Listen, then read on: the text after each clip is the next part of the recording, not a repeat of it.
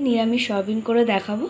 এই যে সয়াবিন রেখেছি, এখানে গোটা জিরে, গোটা ধনে, দুটো তেজপাতা, 3টে টমেটো, হলুদ, নুন স্বাদ মতো, আদা নিচে অল্প করে, শুকনো লঙ্কা, কাশ্মীরি লঙ্কার গুঁড়ো আর দুটো আলু দিয়েছি। তো এখানে গোটা জিরা, গোটা ধনে দিয়ে দিয়েছি, কয়েকটা শুকনো লঙ্কা দিয়ে দিলাম, আদা দিয়ে দিলাম আর টমেটো 3টে দিয়ে দেবো।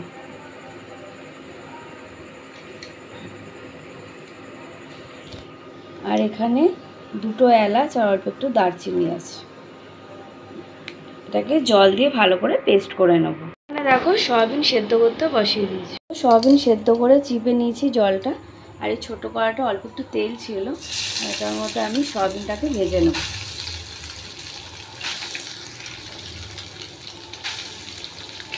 একটু হলুদ দেব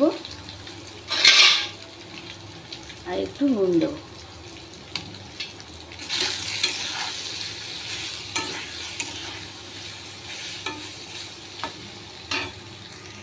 দেখো কড়াইতে সর্ষের তেল দিয়েছি, গরম হয়ে গেছে।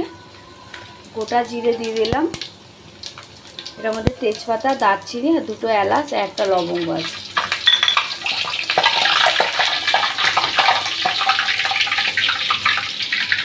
এটা আলুটা দিয়ে দেবো।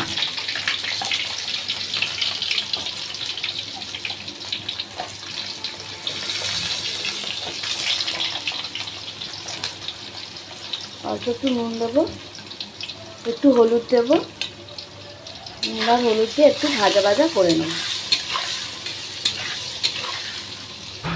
আর এখানে এই যে সয়াবিনটা একটু হয়ে যাচ্ছে গরম, ভালো করে হালকা হালকা করে একটু লাল লাল করে ভেজে নেব, টেস্টটা ভালো হবে।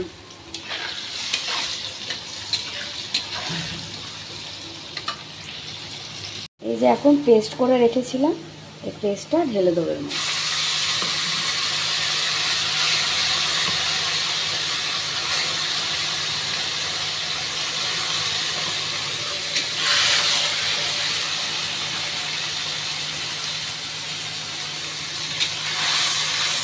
ভালো করে কষিয়ে নেব। আর এর মধ্যে অল্প একটুখানি কাশ্মীরি লঙ্কার গুঁড়ো অল্প একটু দিয়ে দেবো।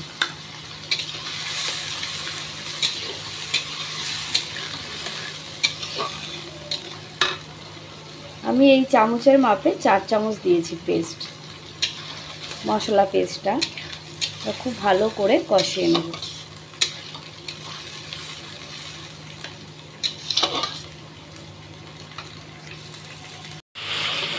এবারটা যেটা সয়াবিনটা করে রেখেছিলাম হালকা করে ভেজে, ওটা ঢেলে দেবো।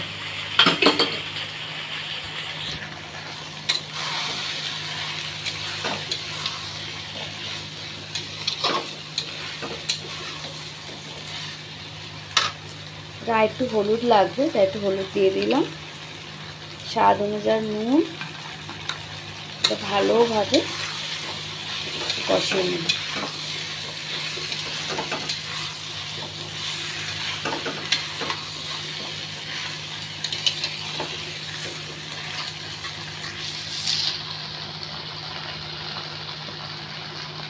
জল গরম করে রেখেছিলাম, গরম জলটা অল্প একটু ঢেলে দেব।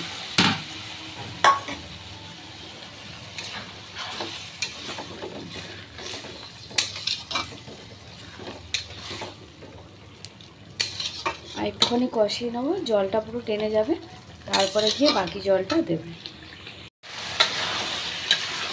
এই দেখুন জলটা পুরো একটু টেনে গেছে, আর যে তেল বেরিয়ে এসছে, পুরো তেল ছেড়ে এসছে মশলা থেকে। এইবারটা এই গরম জলটা ঢেলে দেবো।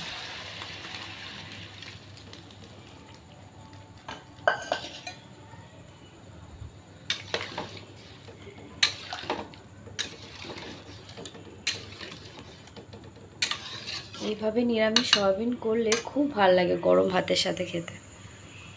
এই দেখো ফুটে গেছে আর নিরামিষভাবে সয়াবিন রেডিও হয়ে গেছে।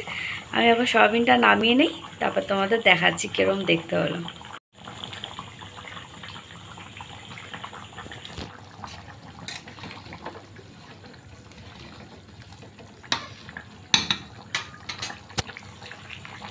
বন্ধুরা নামিয়ে নিয়েছি নিরামিষ সয়াবিন। কারি। যদি তোমাদের এই রেসিপিটা ভালো লেগে থাকে তো তোমরা লাইক করো, সাবস্ক্রাইব করো, কমেন্ট করে দিও মাম অ্যান্ড ডটার্স চ্যানেলে।